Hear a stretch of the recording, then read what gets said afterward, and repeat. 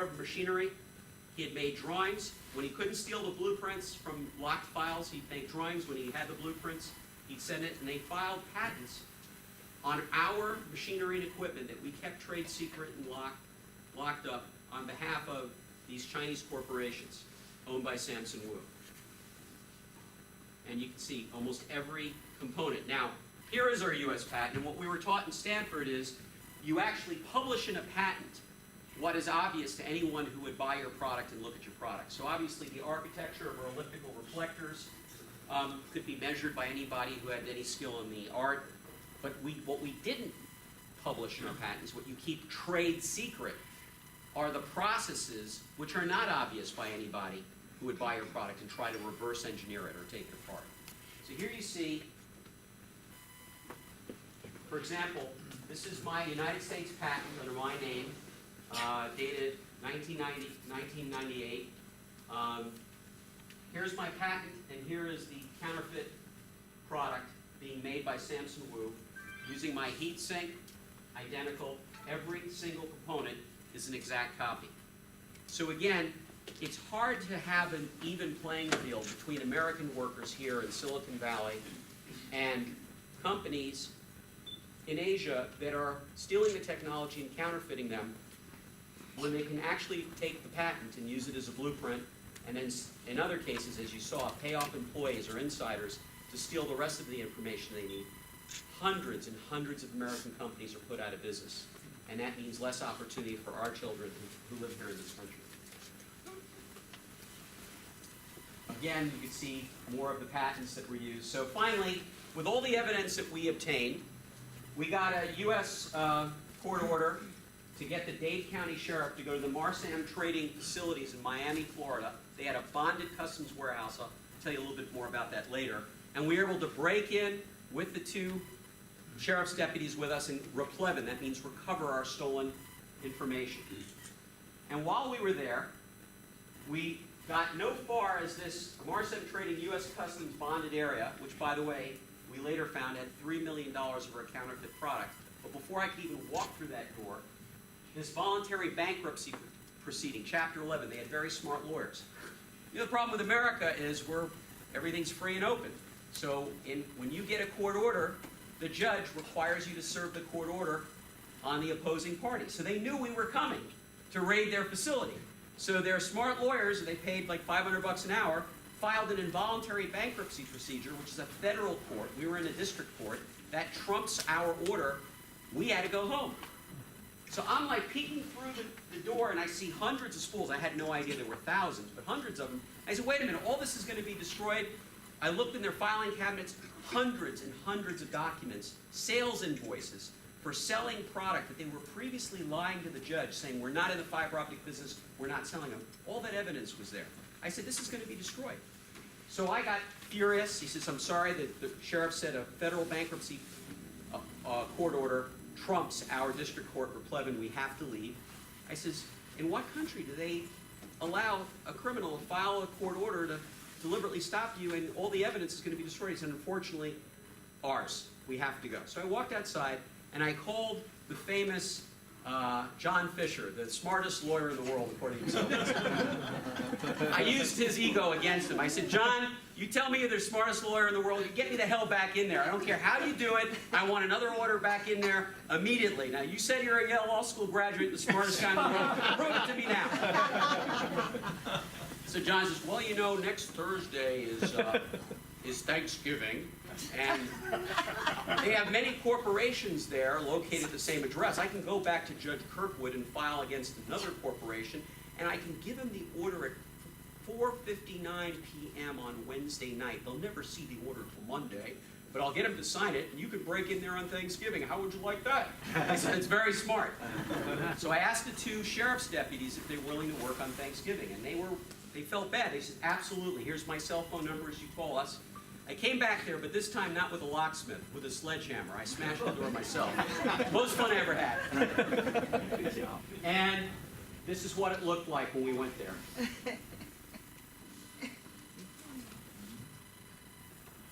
All right. Every single file was shredded. Literally over 800 pounds of documents, 7 dumpsters filled with shredded documents, and still shredders that were so overfull, they had the bag there and you could still see it's full. They were shredding night and day for 4 days. This is destroying documents against a court order. Guys, how do you fight? I mean, it's a big question Professor Chen has said. How do you fight with a giant company who breaks all the rules while you're required to follow the rules? Who lies in court? Who says they've not even in the fiber optic business when they have thousands of documents proving otherwise, and then 4 days later you go back, they're all shredded? How do you fight against a company like this? How do you get justice? Just so you can see, some of the documents that we actually retrieved were from the to be shredded box, where here you see Cosmic Corporation, owned by the Wus in Hong Kong, shipping to Marsam Trading in Florida, what?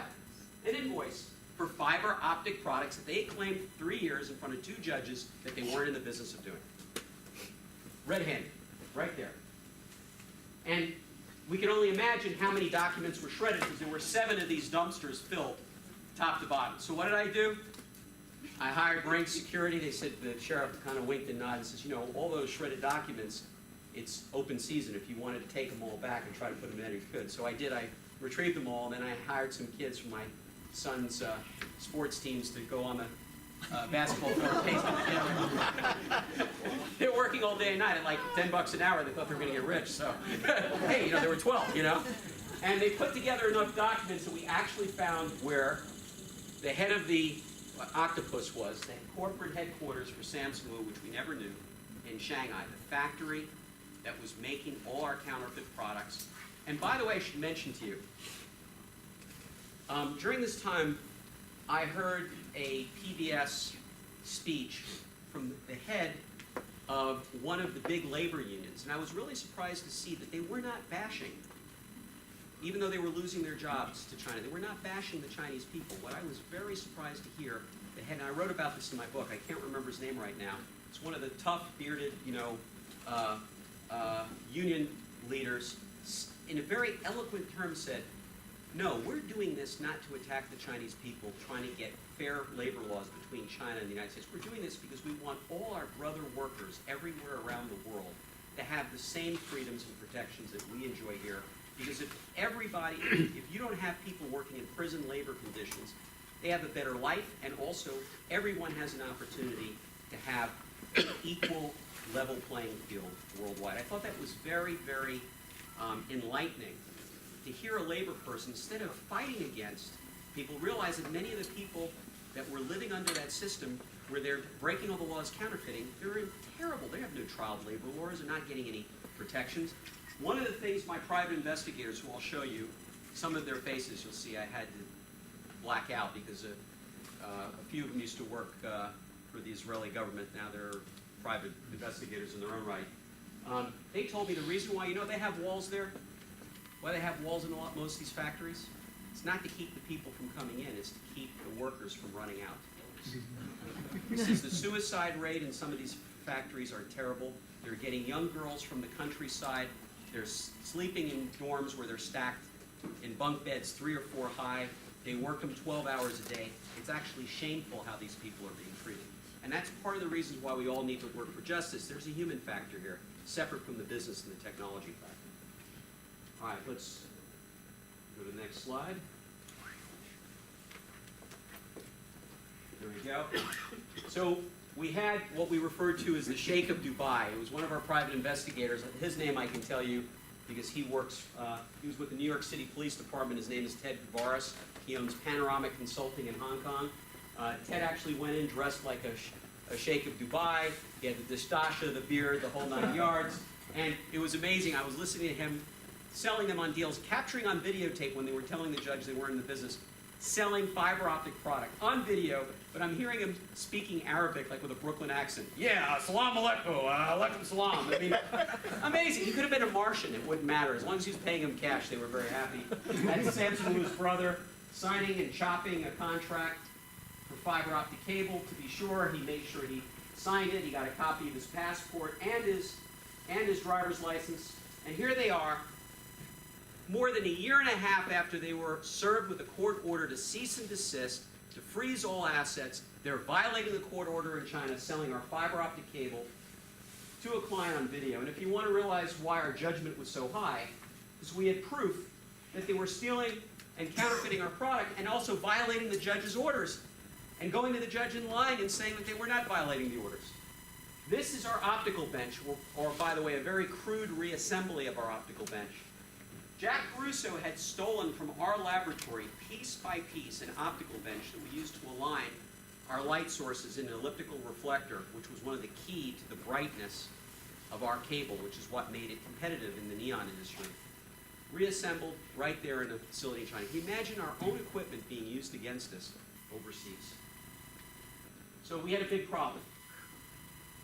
I was told now, after over $1.5 million of legal fees and almost 2.5 years, our trial is a couple of weeks away, and guess what? Samson Wu and his team won't have to go to trial, and they won't be liable for the judgment.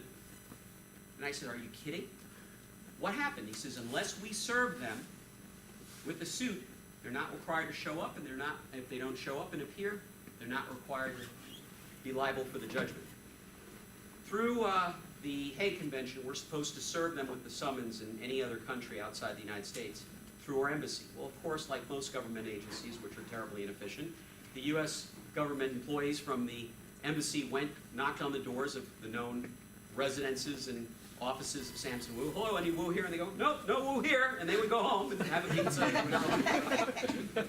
But we got the judge to give us a special dispensation to let our private investigator go there and serve him. What do you know? Private industry. The first day, there we are serving Thomas Wu. We got video of it to make sure he couldn't claim he wasn't served.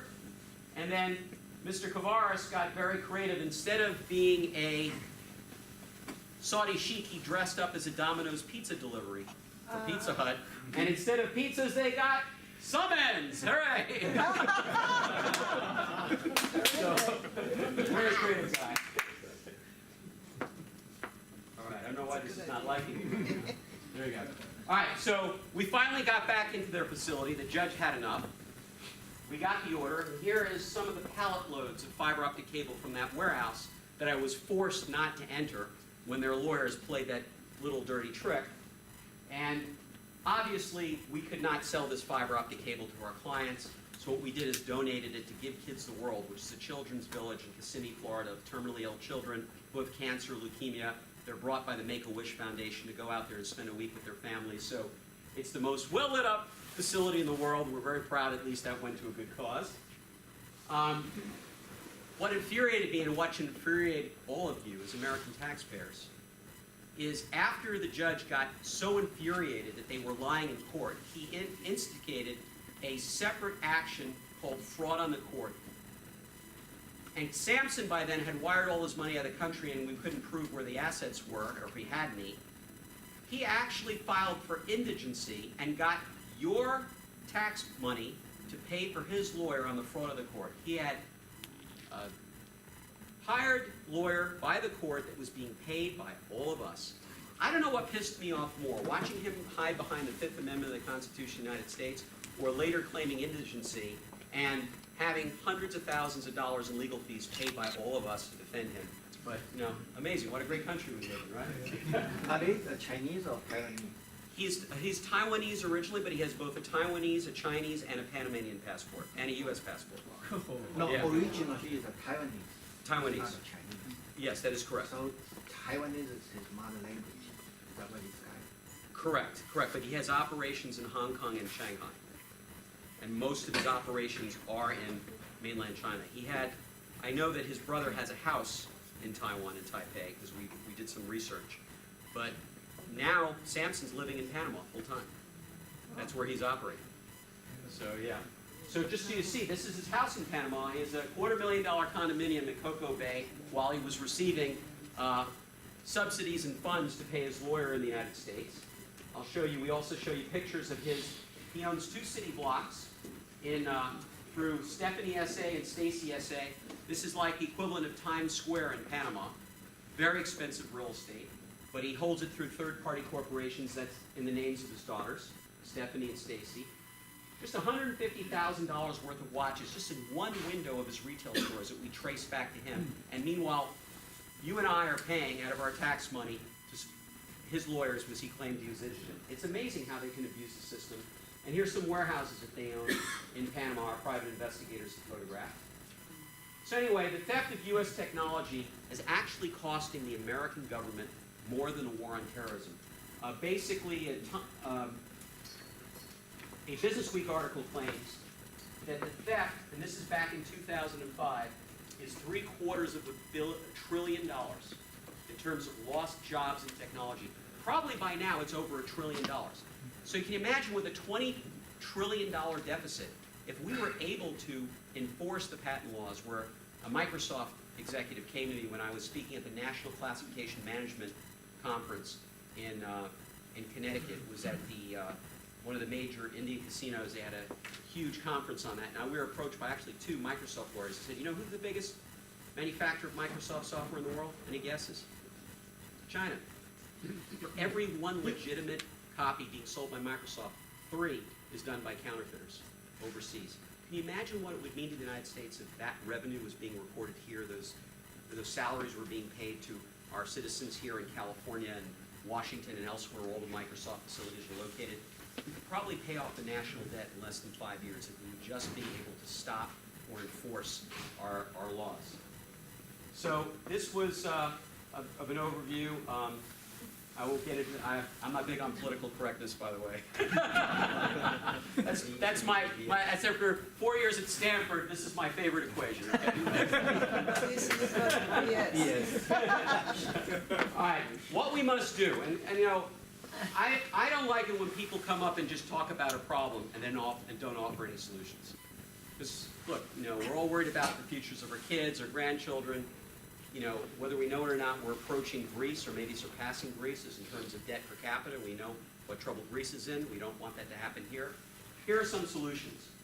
We can enforce our laws to protect manufacturers, deny World Trade Organization membership and most favored nations trading status to nations who are violating our laws. Why are we allowing them to benefit being a member of the WTO when they're breaking every single law? Punish offending nations with high tariff or punitive embargoes. Now, a lot of people think that's crazy coming from a guy whose first book, the introduction, was written by Professor Milton Friedman, who was at the Hoover Institution while I was at Stanford, and he's the biggest free trader in the world. But even I think Milton Friedman will tell you there's a difference between free trade and fair trade, and just like if you speed on our roadways, you get a traffic ticket, well, a punitive tariff is the equivalent of a traffic ticket to nations that are breaking our free trade laws. So there has to be some sort of deterrence in order to stop the behavior. And last, restructure the U.S. tax code to encourage savings and investment in automation.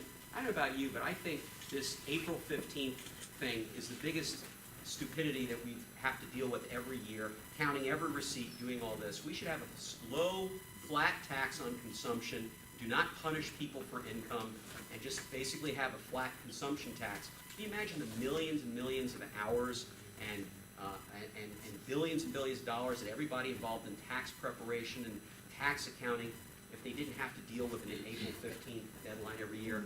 Businesses, individuals, they just pay as you go.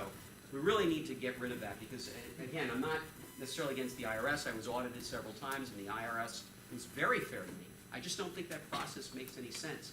We're consuming too much of our time and energy paying lawyers and accountants to read a 60,000-page tax code when we can go to a simple flat tax. The other thing is the U.S. can compete. We're never going to compete with cheap labor. You're not sending your kids to college to make $5 or $10 or $15 an hour on a production line. You're sending your kids to college so they can innovate and develop technology. One of the great breakthroughs, I think, that's going to change the entire equation where cheap labor is not going to really matter anymore is nanotechnology. When we start building and designing on the molecular level, it's going to be skilled workers and machines, not cheap labor by hand. That's going to rule the world. The U.S. needs to focus on that. That's where we're going. That's where we can maintain our lifestyle and move forward with our standard of living by getting involved in manufacturing. We use nanotechnology, robotic automation. We've used pick-and-place robotics to make our PC boards. That's where I think the future are, and we should encourage that, both in our schools as well as in our tax code. So with that, I've given you an overview of where we were, why did we get to this point, what led us to the fact that a small company in Orlando, Florida would wind up picking a fight with the largest bank in Asia and winding up on Professor Ping's show in Taiwan. I mean, when I think about this, this is almost insane. You know, I mean, I was talking to John and Mr. Chen in the car, you know, that we all came here as through some strange twist of destiny. If you asked me about this 20 years ago, I would say, no way. You know, it wouldn't be in my wildest dreams. But we're all here I think, for the main reason. We believe in freedom. We believe in justice. We want a good life for our family. And we do care about our relatives and where we came from, just like I do in Israel and you do in Taiwan. And with that, you have my great respect. And if there's any way I can help support your cause as well, I'd be honored to do so. So thank you very much for having me.